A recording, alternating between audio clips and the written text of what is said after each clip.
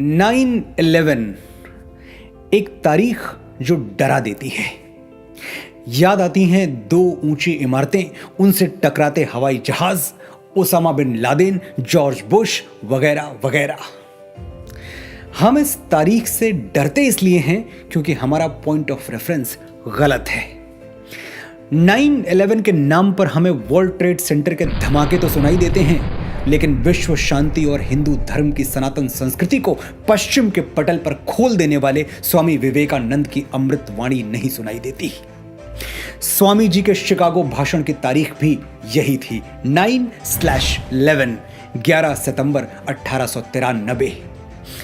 क्या था वो भाषण जिसने अमेरिका को ही नहीं पूरे पश्चिम को भारत का मुरीद बना दिया? क्या थे वो पहले 5 शब्द जिन्हें सुनते ही 7,000 लोग 2.5 मिनट तक खड़े होकर मंत्रमुग्ध तालियां बजाते रहे?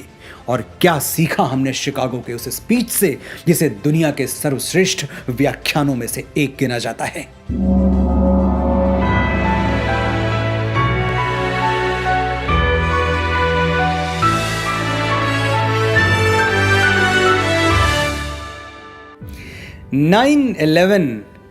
मेरे लिए 9/11 का मतलब है नरेंद्र, और आपके लिए, पूरे भारत के लिए 9/11 का मतलब सिर्फ नरेंद्र ही होना चाहिए और कुछ नहीं।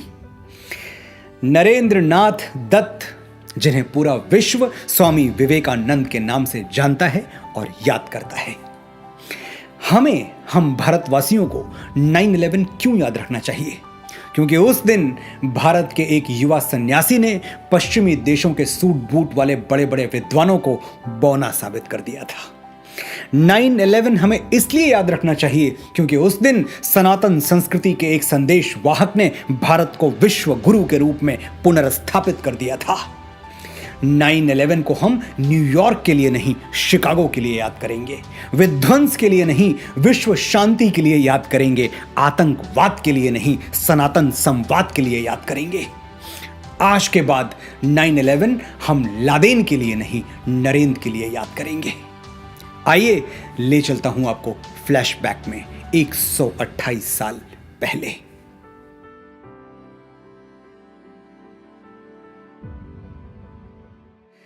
तारीख 11 सितंबर 1893। जगह लेक मिशिगन के तट पर बसा हुआ अमेरिका का सबसे घनी आबादी वाला शहर शिकागो। अवसर विश्व धर्म संसद। पात्र पूरी दुनिया से आए हुए अलग अलग धर्मों के प्रतिनिधि और भारत का एक युवा तपस्वी स्वामी विवेकानंद। मौका तो था धर्म पर विचार विमर्श का, लेकिन दूसरों को छोटा और खुद को बड़ा समझने वाली पश्चिमी संस्कृति सैकड़ों विद्वानों के बीच बैठे हुए विवेकानंद का मजाक उड़ा रही थी। उनके कपड़े सूट बूट वाले विद्वानों से मेल नहीं खा रहे थे, कद काठी भी कोई खास नहीं थी। उनके मस्तक पर ज्ञान का तेज तो था, लेकिन अहंकार नहीं। भारत को तीसरी दुनिया मानने वाले, सपेरों का देश कहने वाले मन ही मन स्वामी जी पर हंस रहे थे। बड़ी बड़ी बातें करता है भारत, विश्व की प्राचीनतम सभ्यता कहता है खुद को। बात बात पर उपनिषद और वेद खोल के बैठ जाता है, लेकिन जहां बात मुकाबले की आई, पीछे हट गया। एक लकड़ी का सिपाही जंग लड़ने भेज दिया। ये तो हमारे तर्क की पैनी तलवार का एक वार भी नहीं सह पाएगा, चटक जाएगा। स्वामी जी सभा में निश्चिंत बैठे रहे और अलग अलग देशों के अलग अलग धर्मों के विद्वानों को एकाग्र होकर सुनते रहे। लोग अलग थे, धर्म अलग थे, लेकिन दावा सबका एक ही था, मेरे धर्म जैसा कोई धर्म नहीं, मेरे सिद्धांत जैसा कोई सिद्धांत नहीं, और मेरे वंश जैसा कोई वंश नहीं। थोड़ी देर बाद विश्व धर्म संसद में स्वामी विवेकानंद का नाम पुकारा गया और वो अपनी जगह से उठकर मंच की ओर बढ़ने लगे। तब स्वामी विवेकानंद की उम्र थी सिर्फ 30 साल। 30 बरस का ज्योति पुंज था, ज्ञान पुष्प का सुरभि कुंज था। मस्तक पर अरुणिम वो रेखा, चकित रह गया जिसने देखा। शब्द सुदर्शन धारी था वो, देवदूत अवतारी था वो। स्वामी जी मंच की ओर अकेले चल के नहीं आए, उनके साथ भारत की सनातन संस्कृति और लाखों वर्षों का इतिहास भी मंच तक आ पहुंचा। और अब पूरा विश्व सुनना चाहता था कि भारत क्या कहेगा।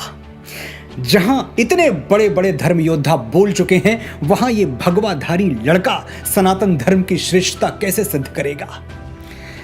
स्वामी विवेकानंद माइक तक पहुंचे तो, लेकिन कुछ बोले नहीं। लोगों की उत्सुकता बढ़ने लगी। सभा में हलचल सी मच गई कि स्वामी जी कुछ कह क्यों नहीं रहे। कुछ टाइयों ने उपहास किया, this is what you call cold feet, India has gone silent. Swami ji अब भी चुप थे, बस चारों ओर नजर घुमा के देख रहे थे, मानो पूरी सभा का जायजा ले रहे हों। कुछ पल और गुजर गए, फिर स्वामी जी बोले। सिर्फ 5 शब्द बोले, और उन्हीं 5 शब्दों ने आने वाले 500 वर्षों के लिए पश्चिम की धरती पर सनातन सभ्यता का ध्वज गाड़ दिया। वो 5 शब्द सुनने वालों की छाती पर ऐसे गड़े कि 7000 लोग खड़े होकर तालियां बजाने लगे। वो 5 शब्द पूरी दुनिया के लिए विश्व बंधुत्व का संदेश बनकर गूंज उठे और आज तक गूंज रहे हैं। शिकागो की धर्म संसद में स्वामी विवेकानंद के पहले 5 शब्द थे, ध्यान से सुनिएगा, sisters and brothers of America. America के भाइयों और बहनों। 7000 लोग मंत्र मुग्ध रह गए, जैसे कोई जादू देख लिया हो, जैसे ईश्वर की आवाज सुन ली हो, जैसे कोई आकाशवाणी हो गई हो। 2 मिनट तक तालियां बजती रहीं, जबकि अभी तो स्वामी विवेकानंद ने कुछ कहा ही नहीं था, अब कहने वाले थे। ये 5 शब्द इतने मर्मस्पर्शी, इतने अविस्मरणीय इसलिए हो गए कि ये शब्द किसी व्यक्ति के मुख से नहीं, सनातन धर्म की मूल संस्कृति से उपजे थे। अयम निजः परो वेति गणना लघु चेतसाम उदार चरिता नाम तो वसुधैव कुटुंबकम। महोपनिषद अध्याय 4 श्लोक संख्या 71। ये अपना भाई है और ये अपना भाई नहीं है, बंधु नहीं है, इस तरह की गणना छोटे हृदय वाले लोग करते हैं। उदार हृदय वालों के लिए, बड़े हृदय वालों के लिए संपूर्ण धरती ही उनका परिवार है। देश की सीमाओं से बाहर न झांकने वाले, एक दायरे से बाहर सबको पराया समझने वाले पश्चिमी समाज को स्वामी विवेकानंद के ये शब्द, ये 5 शब्द एक कल्चरल शॉक की तरह झकझोर गए। उन्हें विश्वास ही नहीं हुआ कि हजारों मील दूर से आया हुआ एक व्यक्ति, जिससे ना तो रक्त का संबंध है, ना संस्कार का, ना भाषा का, ना भाव का, कैसे वो उनको भाई और बहन के संबोधन से पुकार सकता है। यही तो वो रहस्य है जिसे दुनिया के बड़े से बड़े बुद्धिजीवी आज तक नहीं समझ पाए। कैसे हम भारतवासी परायों को अपना बना लेते हैं, मनुष्य मात्र में भेदभाव नहीं करते, चमड़ी के रंग से किसी को छोटा या बड़ा नहीं समझते, और कैसे हमारे यहाँ ब्लैक लाइव्स मैटर वाले प्लैकार्ड दिखाकर इंसानी जिंदगी की कीमत याद नहीं दिलानी पड़ती। वसुधैव कुटुंबकम हमारी संस्कृति थी और रहनी चाहिए। हमारे लिए विश्व का हर व्यक्ति वही है जो स्वामी विवेकानंद ने उस दिन कह दिया था, सिस्टर्स एंड ब्रदर्स। हमें पश्चिम वाले तीसरी दुनिया कहते रहें, उनकी मर्जी। हमारे लिए तो दुनिया दूसरी या तीसरी नहीं होती, सिर्फ एक होती है, और उसमें सभी सिमट आते हैं। गोरे काले, छोटे बड़े, अमीर गरीब, पशु पक्षी, पेड़ पौधे, नदियां सागर, सभी। काले गोरे का भेद नहीं, हर दिल से हमारा नाता है। कुछ और न आता हो हमको, हमें प्यार निभाना आता है। जीते हो किसी ने देश तो क्या, हमने तो दिलों को जीता है। जहां राम अभी तक है नर में, नारी में अभी तक सीता है। इतनी ममता, नदियों को भी जहां माता कह के बुलाते हैं। इतना आदर, इंसान तो क्या पत्थर भी पूजे जाते हैं। इस धरती पे मैंने जन्म लिया, ये सोच के मैं इतराता हूँ, भारत का रहने वाला हूँ, भारत की बात सुनाता हूँ। उन 5 शब्दों के बाद स्वामी विवेकानंद धारा प्रवाह हो गए। जो अगली बात कही वो क्या थी, मैं स्वामी जी को कोट करता हूं। It fills my heart with joy unspeakable to rise in response to the warm and cordial welcome which you have given us. आपने जिस प्यार और अपनेपन से हमारा स्वागत किया, उसके लिए मैं आपका आभारी हूं। इस वक्तव्य पर मैं आगे बात करूं, इससे पहले ये जान लीजिए कि विश्व धर्म संसद में जिस दिन स्वामी जी बोल रहे थे, उसके तकरीबन 1.5 महीने पहले वो अमेरिका आए थे। और अमेरिका ने उनका स्वागत उसी घृणा से किया था जो अश्वेत लोगों के लिए उनके मन में हुआ करती थी। You black get out. 1.5 महीने तक स्वामी जी बस यही सुनते रहे, यू ब्लैक गेट आउट। लेकिन स्वामी विवेकानंद ने अपने अंदर कड़वाहट नहीं भरने दी। मैंने बताया आपको कि स्वामी जी उस दिन अकेले मंच पर नहीं आए थे, उनके साथ भारत की सनातन संस्कृति और लाखों वर्षों का इतिहास भी आया था। और भारत की संस्कृति विष पी के अमृत दान करने वाली संस्कृति है। हम महादेव शिव के वंशज हैं, जहर पीते हैं, उगलते नहीं। स्वामी जी ने 1.5 महीने अपमान का विष पिया, लेकिन होठों से जो शब्द निकले वो आभार के थे, कर्टसी के थे, ग्रेटिट्यूड के थे। उस एक पल में स्वामी जी आदिदेव नीलकंठ हो गए थे।